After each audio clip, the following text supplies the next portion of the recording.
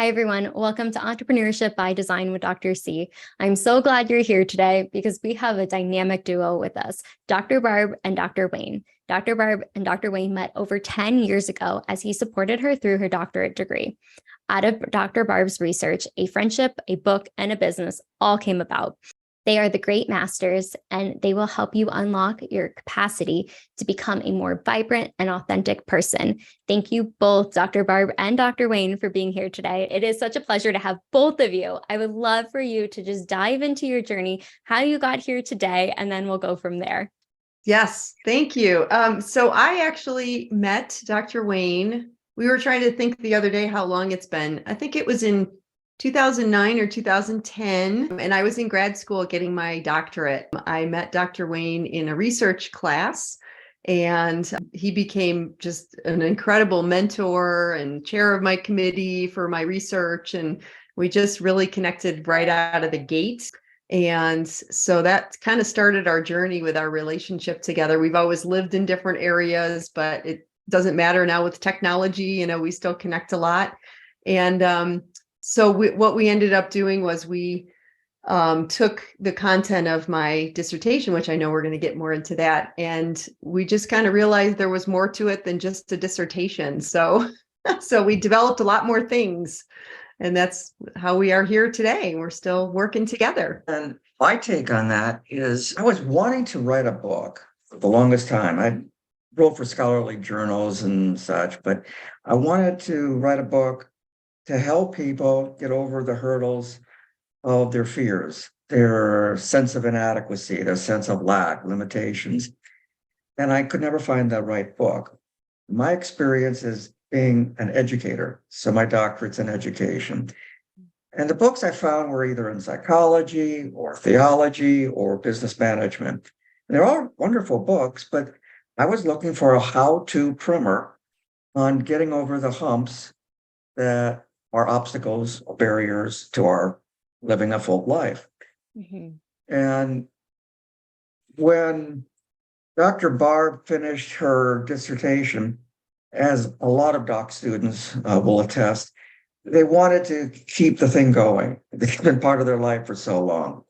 So often they'll say, can we put this in a pint-sized version of the dissertation in a scholarly journal? I said, sure.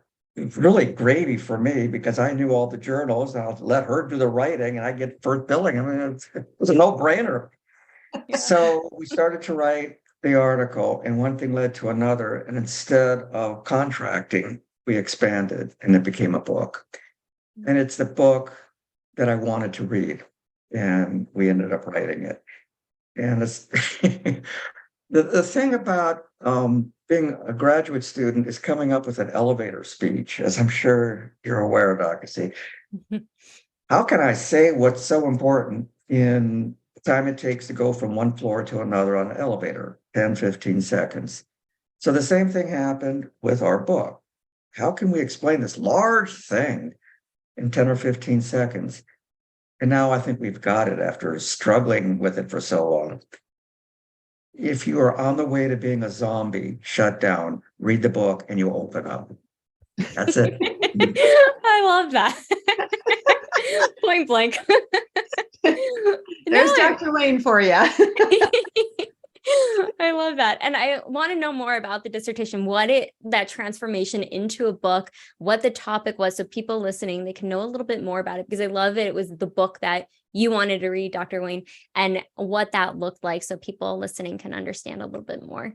Yeah, you bet. Well, so it's interesting, Dr. Wayne and I still laugh about this, but trying to narrow down a topic when, you're writing a giant paper when you're in graduate school. And, I started off down another path and I just kept feeling stuck. And then one day I thought, I'm a leadership coach and I'm a family law mediator. And so Dr. Wayne also has a great background in mediation and communication and all these amazing things. And so one day we just started talking about different concepts and mediation. And so what my dissertation turned into looking at mainly grit and growth mindset. And we kind of added in empathy. So we have these three, we call them the three keys in family law mediation. And what I was finding as a mediator was the courts would just kind of rush people through, get an agreement and move on, because they would just have more cases. And, so it was always this rush to get to what we call settlement. And I kept thinking, what is that? In family law, it's a very gray, family law is black and white, but family life is gray. And so I thought, gosh, there's got to be another way to create more durable agreements. And so that's where we started weaving together our 3 keys. And it just turned into this amazing, interesting piece of research. I did a lot of interviews of other mediators, and I knew I'm in a mediator group, so I knew family law mediators or family therapy mediators, and I knew attorney mediators. Mm-hmm. And so it was interesting, the contrast between the results between those 2 groups, because I found that those who had a family therapy background had much better success at creating agreements that they were longer lasting, and the people had more buy-in. And what were they doing? Well, they were teaching people empathy. They were infusing empathy into the mediations. They were keeping people in the process, like, come on, you guys can do this, really empowering people, and really looking at like opening their mind to not being stuck in like, well, this is how it's always been and that's the way it's going to be, but really looking at new ways of thinking. And so I just found the richness of my data was in the family therapy mediators. And I thought, wow, they've got something figured out here that was very different than what the attorney mediators were able to do. So that was a kind of a long explanation about the research part itself, but that's kind of how that all came about. And then Dr. Wayne, then what? The thing about her research was what happened in the mediation room. Mm-hmm. So you have a guy and a gal who hate each other or have to come up with a wonderful plan for their kids. And the kids are incidental. They're like collateral damage. Mm-hmm. So what Dr. Barb is not saying is she has a background as a counselor. She has one of her MAs is in counseling. She has a deep, deep empathy for kids. No one was advocating for the kids because these 2 individuals were so wounded. Yeah. So what was really compelling to us is, how can you deal with the woundedness in a way that will bring some success? Right. Because oftentimes, time will take care of it. Meanwhile, you're suffering for all that time. We wanted to reduce that suffering. So we started an online business called GreatMasters, which was totally unintended. There's already a GreatMasters about these wonderful painters, Flemish painters from the 1500s. We're not that. A newer version. We're a newer version. We wanted people to master their own greatness. And because we're such busy people and we live in such busy times, we wanted to use something that helped to really focus the awareness, and that's conflict. So who are these people in Dr. Barb's mediation room? They're people who are in such conflict, in such turmoil, that they've given up their own agency, their own sense of greatness. And they're saying to the other, you suck. If it wasn't for you, everything would be wonderful. And we're saying, no, that's not so. We're saying, because of this moment, you're paying attention. How wonderful. Now, how can we take that attention, elevate it, and help you live a fruitful life? Maybe this relationship is no longer, but you still have the responsibility and also the love and care of human beings that you brought into the world. How can we make this great? So we offer, and this is the part that I think makes us a little different. It's not just therapy. We don't do therapy. It's not just coaching. We don't do coaching. We do a straight curriculum-based teaching. And it's about EQ, not IQ. So we're looking at emotional intelligence, social emotional learning, relationship building. And we start from the premise of, you're broken. What are the pieces that you can put together in a new way and look at yourself as a fully thriving human being? And here's the funny thing. We think it's a 10-week program. People tend to take 15 weeks to get it done. Because it's a little longer. We need that extra. It's okay. It's all good. Oh, I love that. And I love what you do too. Being a former marriage and family therapist, I definitely understand the dynamics of family and how it can get so convoluted, even when they like each other. But when you add in any family law and how that can be so complex and it is very gray. But I love that you found this niche in particular of seeing that, okay, it's not just therapy, it's not just coaching, but creating a curriculum around it to really help support the family because they've created these beautiful children or child, depending on the dynamic of the family. But I'm just so curious, what were some of the key insights or discoveries from Dr. Barb's research that influenced the development of your approach to unlock the human potential? Or why don't you do this, but take it from a reverse engineering standpoint? Talk about some of those times when these people had the aha experience and they finally got through to the other person, because I think that takes the three keys in a healthy direction. Yeah, I think it's interesting because a lot of my cases that they've evolved over the years. I always tell people I used to have more cases where people could communicate and kind of make some easier agreements, and now it just feels like there's a lot more anger and animosities. But I can certainly think of some cases years ago where one in particular where parents were just going back and forth about this parenting plan and really struggling with it, and the dad didn't have as much time. And so the mom was just kind of chatting away and going on about what she felt was the most important. And I need this much time, et cetera.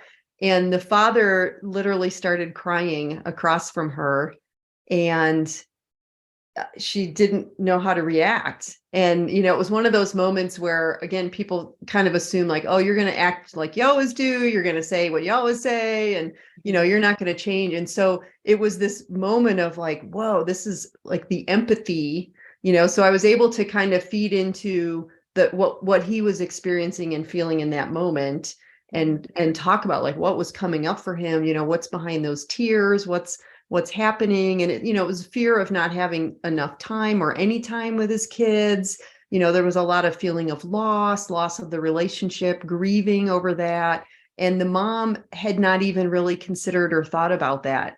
So it was kind of interesting. All of a sudden she went, whoa, like I had no idea that you were feeling this. So that was definitely one of those aha moments. And frankly, I was kind of surprised too that that came up, because he, like a lot of us, we're in a meeting somebody new, and we feel like we're all put together and we've got it all in place, and, we can do this. And then something will trigger us. And, there's the old stuff, right? It comes right fresh to the surface. And for him, there was a lot of emotions I think he had really been suppressing and not expressing to her, because he probably felt they wouldn't go anywhere. And forever, whatever reason, in that moment, there they were. And she had a big aha moment, and things completely shifted moving forward from that point in that mediation. So I left there like, oh my gosh, that was just beautiful. It was one of those moments that you hope to have more of those, right? To see that shift for people. Yeah, it's so beautiful too. And just how you described it, because you are so right. When somebody comes into the office, they have this persona that they're putting out there of like, yeah, everything's put together, we're great. But in reality, a lot of times you think someone's going to say something, especially your spouse or your partner or ex-partner, and you see something happen and shift because it's something different. It's something they've never experienced before. They have the space and the time to actually see that and be present in that moment and just being really authentic. That individual was being authentic to his feelings versus her experience was like, wait, what's going on? This is different. I've never seen this before. And I know that's a big part of the work you do is being authentic and the empathy as well. And how do you find authenticity, and why do you believe it is essential for personal and entrepreneurial success? It seems like it should be standard operating equipment for human beings. Right. But the society that we've set up has us becoming experts. So we get paid because we are expert. You're doing this podcast based on your expertise and in finding other people who do entrepreneurial success. We take a different view. Success is being a good human being. And on a good day, good human beings create good communities. So it's a whole different MO. But then it's an appropriate question to ask, well, how do you measure that? So I can measure my success in dollars and cents. See, I'm successful. I make a lot of money, or I'm on Forbes 500. How do you do that with authenticity? Mhm. So what we've come up with is to say, how much of who you are represents what your core values are. Mhm. And if you don't know your core values, then you're going to have to go back to where they were. Yeah. And one of our students is a guy who's, well, he's had a really, really, I don't want to say tragic, but lots of drama in his life. He's been in prison and he's had lots of jobs. And when we asked him, what was the last moment that he just felt alive and sunny and hopeful, he was 5 years old. So we had to say, all right, go to that 5-year-old kid. And what happened that you took one road instead of another? And he told us, he said, go back to that road. Now, connect the dots from that place to where you are today and where you want to go. He's a big man. He's a physically big man, does construction. And his face just lit up. It was like, no one's ever said that to me before. That's authentic. Now, does everyone have to go back to their 5-year-old? No, it's whatever we hold on to that image of our aliveness. And we sometimes have to cover it over as we navigate in our social world. We provide safety. We call it companioning. If people could do it by themselves, they already would. Look at all the books that come out about that and the seminars and whatnot. Dissertations are written about it. But what we really need is someone to literally hold our hand and just say, you can do it. Friends are great. Friends are necessary. And friends may not have the know-how to move from step to step to step. Or more importantly, know that the step is one you can take. So the riser isn't too high and you're going to fall, too low and you get bored and get off track. That's what we provide. Yeah. That's beautiful. So well said too. And I think just to touch on the core values, I think that's so key of when we look at success, it's so different for everybody. And I love that you were able to take that individual back to that moment where he felt like sunshine, felt happy, and that was 5 years old. And of course, you don't have to go back to that, but just recognizing that feeling and being in tune with that. And I do believe core values are everything. It's how we function in the world. It's how we show up, and it's how people know us and feel connected to us too. But what you said about being able to have that companionship or being connected, we can't do it alone. Like we can, but it's going to be a lot harder. And there's going to be a lot more obstacles that we have to overcome in that regard. And I'm just curious, what have been some of the common barriers or challenges that individuals face in unlocking their capability to become more vibrant and authentic? I can't do that. What are you asking me? What are you talking about? I tried that once. It doesn't work. But that's just a sample. Yeah. Well, and I think about the gentleman that Dr. Wayne was just talking about too. And, we focused back on the little guy at 5. And then I think, oh my gosh, how many, not just years, decades has this man been feeling this? If the last time he can really remember that feeling of joy and happiness and lightness was when he was 5. And he's one of so many people of, so many of us in the world that are carrying this weight, all of our lives. And I use the word stuck. I know that's Dr. Wayne's like, oh, you're using the word stuck again, but it's almost like we get stuck, like we get stuck in the mud and we're afraid to try to get out of it, or we don't know what to do. We don't have the tools. We don't have the support around us. Again, friends are great, but sometimes we just need a little bit more. So I think of that whole, concept of, you have to be ready, right? And not everybody is ready. Like we were actually just talking about a mom recently. I've working with a mom, Dr. Wayne's working with the kids, and I talked about our GreatMasters program. And then we both all of a sudden went, she's not ready. She's just not in a space. There's no way right now. I always say, not quite yet, or you're right now, this is where you're at. But like, we won't even talk to her about this as an option right now. It's just not, she can't move forward right now. She's still in that stuck space, but we can support her. We can support the kids. We can give the kids tools to help them through difficult situation. It's same as the mom. And then someday, I had a gal that I met with recently too, who she just said, I was in this place where I was stuck. She actually used that word. And then she said, one day I just thought, I don't need to be there anymore. And so she, like, her whole attitude was so completely different than a lot of the people that I speak with. And I commended her and I said, oh my gosh, I'm so glad that you've been shedding some of that. You've been carrying this stuff around and trying to be super mom and, all of these things. And she finally got to one day just said, okay, I'm done with this. Like, I'm moving forward. And it was just so refreshing to see that she had I think, it was almost like she reached her limit, but she realized, I can move through this in healthier ways. And that's the choice that she made. So it was really beautiful.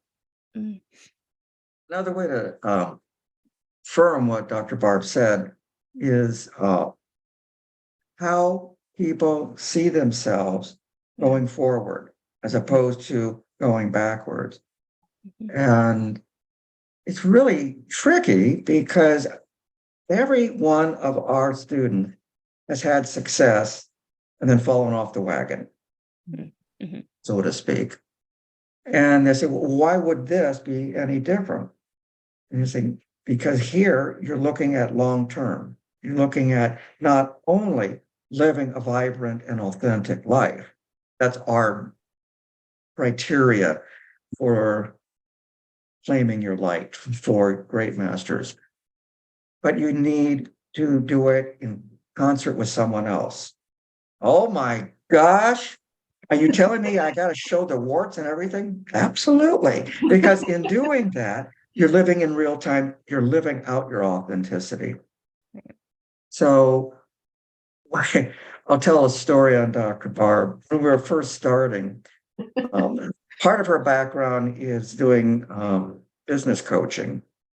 And she was trying to convince business executives, business managers to look at the climate in their company and then make the changes necessary for a more healthy response rather than a toxic response. And she said, how do you do leadership? How do you do that? So she sent me this video of this guy on a beach, I believe, who was just having a moment. He was just joyful. And he's a long-limbed, gangly guy. He was dancing a dance that no one should really dance at all. And what happened? Someone else caught that enthusiasm and started dancing. And then a third person caught it. And by the end of the video, you had a whole tribe of people. That's what we're after. We're after a world where people can feel their joy be contagious. And that's real scary when we live in such a polarized society, male, female, Democrat, Republican, different religious groups. Those are good in that they give a sense of self, that we can look at other folks who are like-minded, but we want to go the other direction. What does it look globally? Be human and joyful 24/7. So yeah, it's hard to get our tribe together. No, and I love that though, because I think it's absolutely true, the tribe and how contagious it can be when we allow it and we live that vibrant life. But we live in a polarizing society where it is this and that, those and those. Being able to realize too, when we come together, so much more can happen. And that's why I love the GreatMasters, what you've created, the curriculum to really help people. And I would love to know just that journey. What was that like, finding your target audience for that curriculum in particular? Well, to be honest, we still are. And as Dr. Barb alluded, someone may want it in their head, but they're not ready for it in their hands, in their heart. And what we've learned to do, because we both had a background of being people pleasers, is to speak truth to power. And you say, here's what's going to be necessary for you to get over the hump. Do you have it right now to do that? And when we say it, that's time, energy, commitment. No, I don't. People are okay. When you do, come back, which is not the best business plan, but they do come back. So we're here for the long haul. Yeah. That's what it's about too. And I think you touched on something super important. You have to be ready. You both have said it. And I think that's part of transformation and change, to understand, okay, it's time to make a change. I want to make this change, because it's like dragging through the mud. If you're not ready for it, you're going to get, I know you maybe not like this word, but stuck in the mud, because you're not ready to see it, or you can't see it, because sometimes we have, unfortunately, go through really horrible situations to really see, okay, now it's time, versus if we can counteract that or take a step back and be able to move forward before something happens. But sometimes that doesn't happen in that way. I want to jump on what you just said. Part of our work to be divided into two parts. So the GreatMasters is what we do with adults. And I also have a Zoom-based mindfulness class that I teach. Mostly for kids who are stuck by other people's actions. So a toxic divorce, some illness where parents are putting energy into one child and the other child gets neglected. The pandemic was like a huge space for people just feeling so lonely. So the kids want practical, direct. There's no theory with kids. Got to just jump right in. So I give them this idea of balance. So think of, one of the balance beams that you see in your science class. And what are you trying to balance each day? What would a mindful moment look like? Basically, it's on one side, you're living a flow. Everything is just moving as it's supposed to. And those who are in sports get that. They're in the flow with their teammates, whatnot. On the other side is balance. What are you balancing or not balancing? So whatever it is you're not balancing, say what the opposite is and move towards that. Or you're having trouble, that's where we can help you. Works every time. I love that. I love that you created that space too, especially for kids, because a lot of times they're just reacting to their situation or don't even know how to react because they're not given that space or opportunity. And it's amazing what you both have created for adults and children, because it's the whole dynamic. It's not just one entity. You have to bring it together, and each individual needs something different, but as a unit, everyone needs something too. And I love that you really dive into that. And I'm just curious too, what advice would you give someone who does feel stuck or uncertain about their purpose or their potential and what they can achieve? I think, as Dr. Wayne had mentioned too, what's really important is we all need others. That's the companioning, building a community. And so many times, especially a lot of the parents that I work with, they just feel like, I'm standing out here all alone, and no one's supporting me, and no one understands what I'm going through. No one gets me. You've probably heard that, Dr. C, in your own practice when you were practicing, like, nobody understands what I'm going through. But the reality is, and talking about emotions and feelings, we all feel the same feelings, right? Disappointment, anger, sadness, confusion. And so being able to tap into, I was just talking to a mom yesterday about this, okay, this emotion, it happened in this point in time, and here's this emotion again. You got through that, you can get through that again, you can move forward. So it's helping people really make that connection too of, emotions that you've had before, experiences that might be similar, maybe not the same, but look at how far you have come and what you were able to do. And, again, I always think of us, especially Dr. Wayne with the kiddos, it's filling their toolbox and really giving them extra things so that they always have something they can reach for when they're really struggling. So I think just that message of, gosh, you don't have to do this alone. There's no need to do it alone. There's people around that are going to understand. They're going to relate to the emotions you're feeling or your experience itself. And, it's helping people realize that it's okay to ask for help. It's okay to get support, because there are people who really care and do want to see you move through this point in your life, and build the skills for the next time when there's a bump, you can get through that too, because you've already learned how to do that. Yeah. Dr. Barb's point is well taken.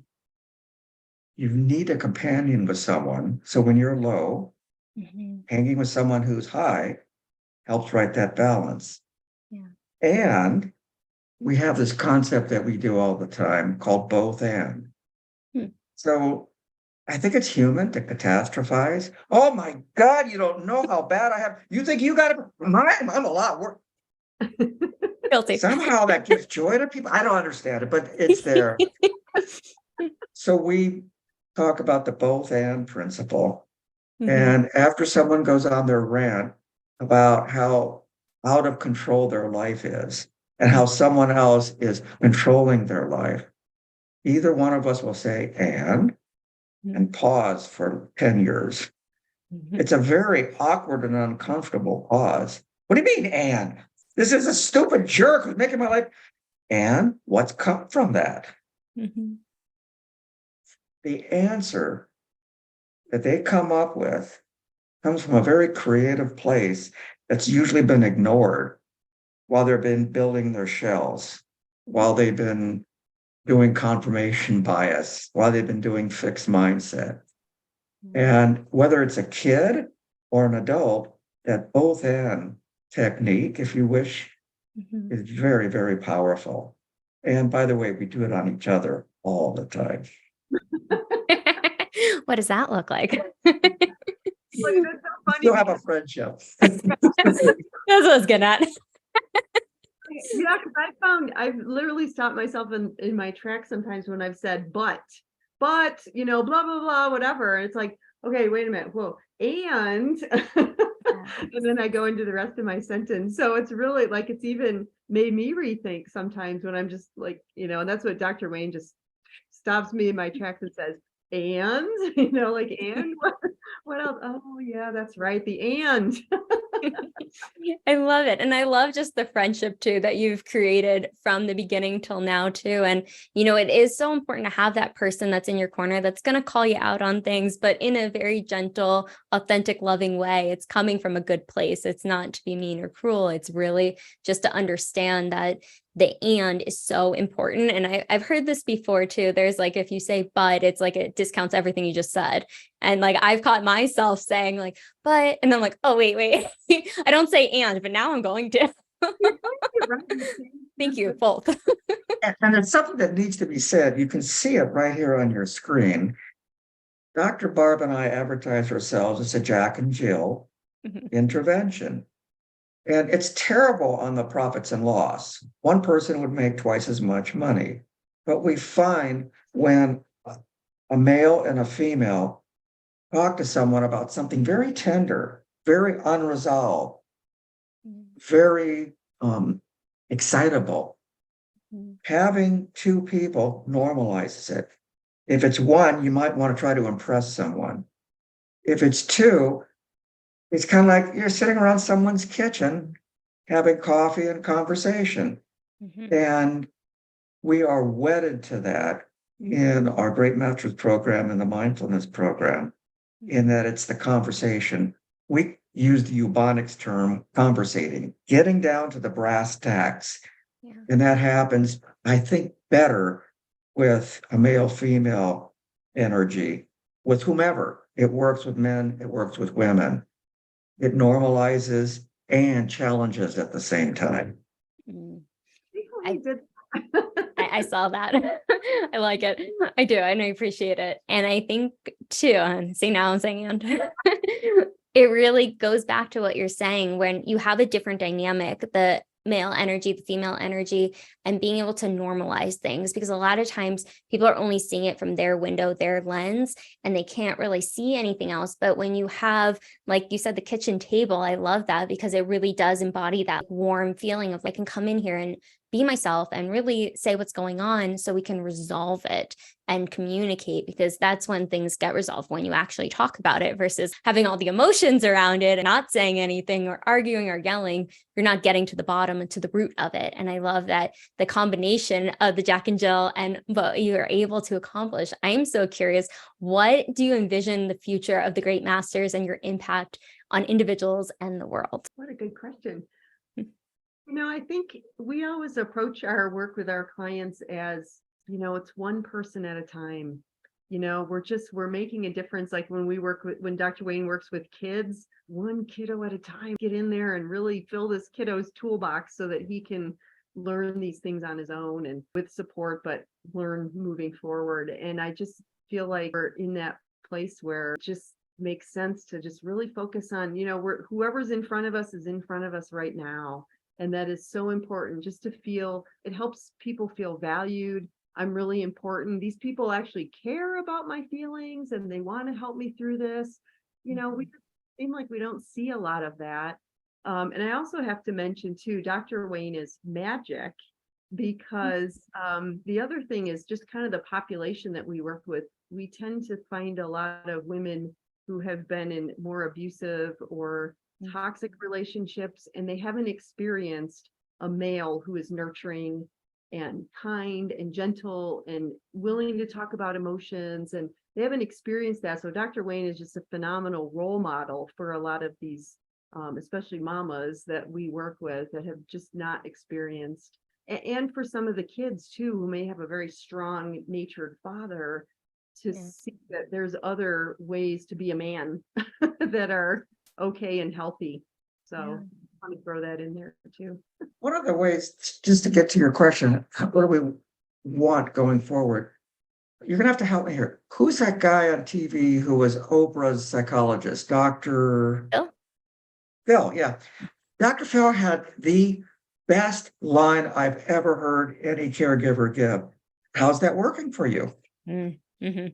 So when that line comes from someone who has lots of animosity, it's going to cause walls to go up, a lot of defensiveness. And when that line comes from a place of tenderness and kindness and gratefulness, it has a tendency not only to lower the walls and the barriers, but to build bridges across the chasm. And we are very serious about wanting to change the world in a positive way. As Dr. Barb said, one student at a time, one client at a time. And we really believe that the energy is already there, but it's about just pivoting a little bit and focusing in a new direction. And I got this great image just recently. One of my kids was having problems facing bullies, really kind, intelligent girl. And she said, I just have to go to the deep end of the pool where the bullies won't go. And I said, okay, how does that work? Well, it's fine, but everyone else is in the shallow end and I want to be there. I said, how do you get there? And her recent insight was, I can get out of the pool from a different place than I got into it.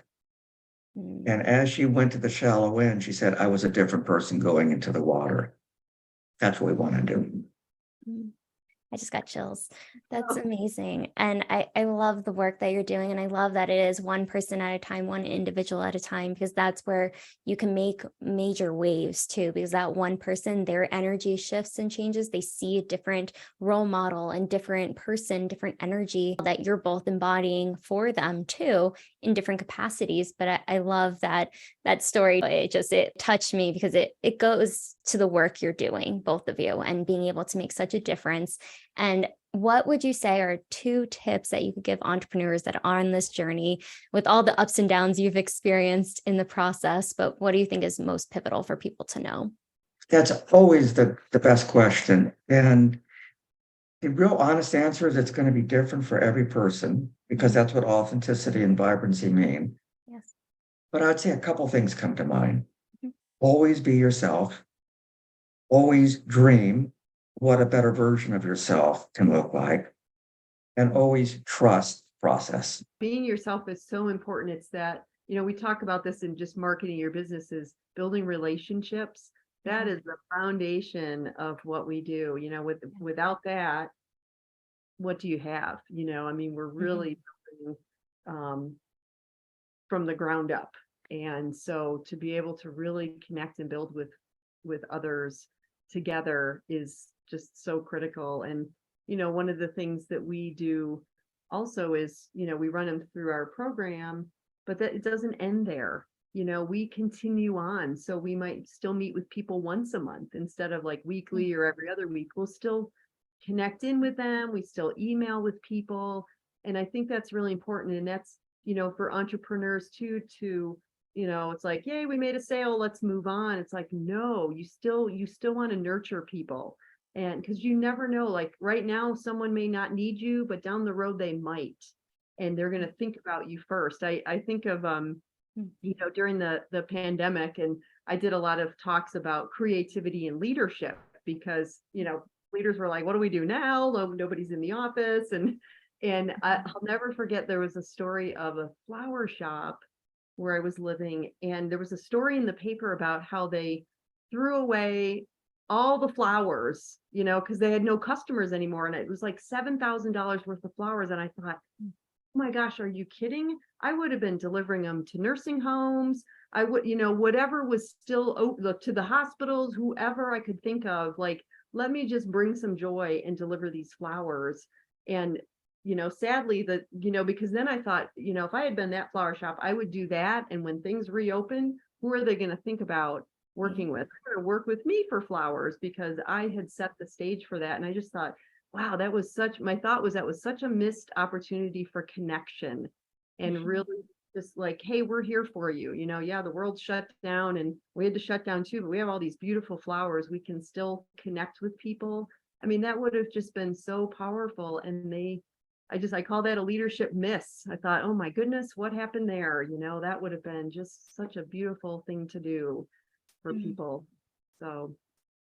Yeah, no, and I appreciate you sharing that story too, because it goes back to, I think everything is the foundation of a relationship, because when we connect in the companionship, you both have been speaking about this whole time too. It's you connect, you feel seen, feel heard, valid, and connected all together. And that's what's so beautiful about relationships. And it's being able to mend them or see that there's other types of relationships out there versus maybe what somebody is going through, like the individuals that maybe come into your office initially and being able to work through that. But I truly love the work you're doing and the difference you're making in this world, one individual at a time, one family at a time as well. But where can people find you, find your curriculum? I'm going to link everything below, but if you could let us know too. I have a book, Claim Your Light.